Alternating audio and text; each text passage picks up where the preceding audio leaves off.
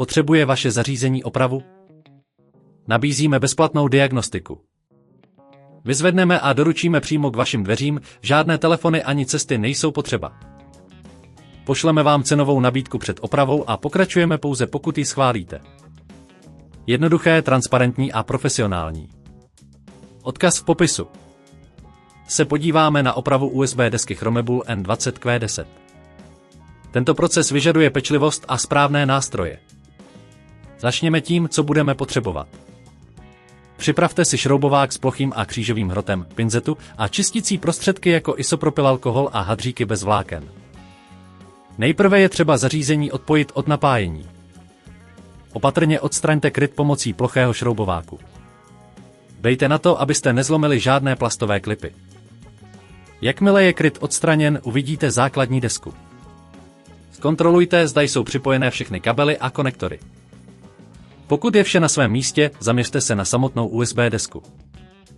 Pečlivě odšroubujte šrouby, které ji drží. Použijte křížový šroubovák a ujistěte se, že máte všechny šrouby na jednom místě, abyste je neztratili. Pokud si myslíte, že je to příliš složité, pamatujte, že nabízíme vyzvednutí a doručení domů, což vám může ušetřit čas a nervy. Nyní se podívejme na čisticí proces.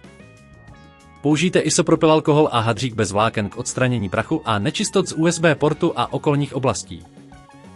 Dbejte na to, abyste se nedotýkali citlivých komponentů. Čistota je klíčová pro zajištění bezproblémového fungování. Jakmile je vše vyčištěno, je čas na opětovnou montáž. Ujistěte se, že jsou všechny komponenty správně umístěny a šrouby pevně utaženy. Nezapomeňte zkontrolovat, zda jsou všechny kabely správně připojeny, než nainstalujete kryt zpět. Pokud jste si během procesu uvědomili, že potřebujete odbornou pomoc, nabízíme profesionální diagnostiku bez závazků. Je to skvělá příležitost, jak získat odborný názor na vaše zařízení, aniž byste se museli zavazovat k opravě. Jakmile je kryt zpět na místě, zapněte zařízení a zkontrolujte, zda USB port funguje správně. V případě potřeby neváhejte a kontaktujte naši službu pro cenovou nabídku před opravou. A to je vše. Oprava USB desky Chromebool N20Q10 je hotová. Doufáme, že naše tipy a triky vám pomohly. Nezapomeňte, že žádné telefony, žádné cesty znamená, že se o vše postaráme za vás. Užívejte si bezproblémového používání vašeho zařízení.